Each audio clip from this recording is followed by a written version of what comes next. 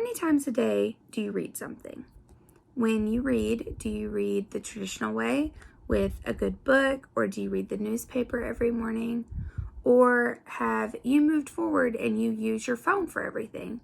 Or you may use your laptop or tablet. Well, schools have been receiving more and more requests to make a switch from traditional paper textbooks to e-textbooks. Now, I feel like students and schools would benefit a lot more from keeping traditional textbooks. As a student and future educator, I've put a lot of thought into whether or not I would want that in my classroom or for myself personally. I take a lot of online classes, which typically means an online book would be easier. I found it a lot more difficult to learn that way. And as I did some research, I realized that that was one of the top problems that I heard most people say, along with the fact that it costs a lot more money to switch to electronic books, and it's also not super great for our kids' health. Now, one of the ones that I feel like would come up in any conversation for school-related problems or changes is money. Money is always a huge part of any decision because that's where everything comes from.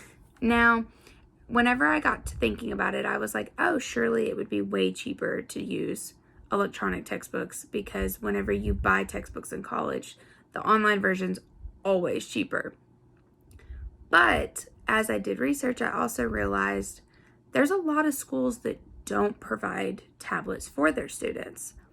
So that would be a very large purchase that they would have to make in order to even start using technology in the classroom. Nonetheless, have one for every child to take home or keep throughout the semester. Along with having to buy tablets, your school also has to purchase those textbooks. So for every student, they would have to have whatever textbooks they need for each of their classes, and then you would have to make sure that was so for everyone. And at the end of the year, those would go on and you wouldn't be able to reuse them like you do a normal textbook.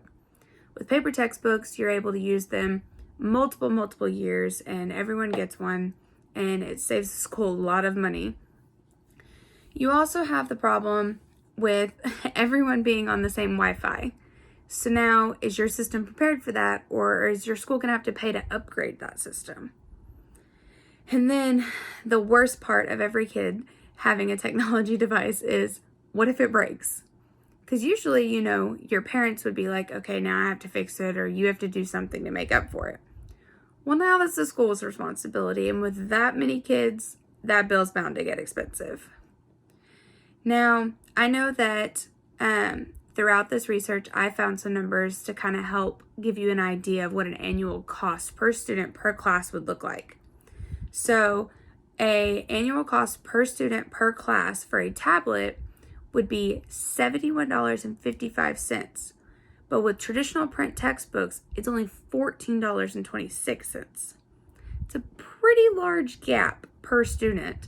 So if you have a smaller school, it may be worth it. But for big traditional public schools, they're not going to have that kind of money.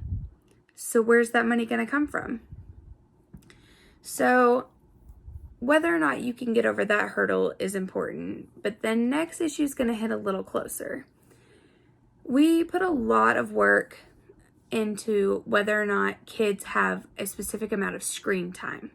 You probably in your house limit how often your kids can play on their electronic devices or how long they're allowed to watch TV, and that's how you would do that. Well, then what sense does it really kind of make for students to spend more time looking at a screen in the classroom? It could propose, potential health problems for them, such as American Pediatric Association. They said that it could cause computer vision syndrome. Now, computer vision syndrome causes eye strain, headaches, blurred vision, and dry eyes. Typically, those are things that, could be treated, but would you really want a child of that age, of any age, but of a younger age, having these problems now and knowing that it's probably just going to get worse and worse throughout their years as continued to do ebooks? So that's something important to look at. Now, It's also important that when you send your kids to a specific school, or, when you pick a neighborhood, a lot of the time people pick those things based on where they want their kids to go to school, because they want to make sure that their children are receiving the best education possible. That is what every parent wants, and that's what all schools want, is to provide that for those parents. Well, when making the switch from paper textbooks to ebooks, we need to understand, are our children going to learn the same way? The answer is no. Obviously, it's going to be very different. And is it going to be a better or a worse different? I know, in my opinion, I have a terrible time learning if I'm reading my materials online. I'm not sure why exactly, but I always get distracted, or I'm like, oh, my eyes kind of hurt from looking at this screen. I can't do this anymore. And then I don't want to read as much. And it's hard enough for me to read a textbook as it is. We can't add any more situation problems to that. And so I found, as I was kind of like going through, there was a lot of people that were saying that when they did surveys and stuff, that was always the outcome, that more students said that they would rather have a paper textbook than to have an e-textbook. It says on this one study that children from elementary school to college tend to absorb more when they are reading paper than on screens, particularly when it comes to nonfiction material. So that could be a very big factor in whether or not we should make that switch, because if our children aren't going to be learning any better, then is the technology really worth it? I know that with all the technological advances that are going around in the world, it's natural for us to want to make that push and to be like, oh, well, if this is going to help advance our learning, then we should do it.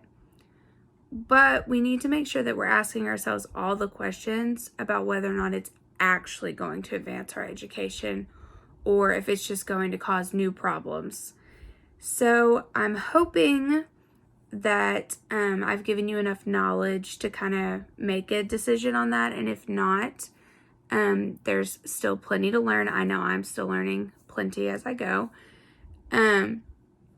So if you have any questions, or if I didn't answer something, I would love to help you figure that out. Just let me know.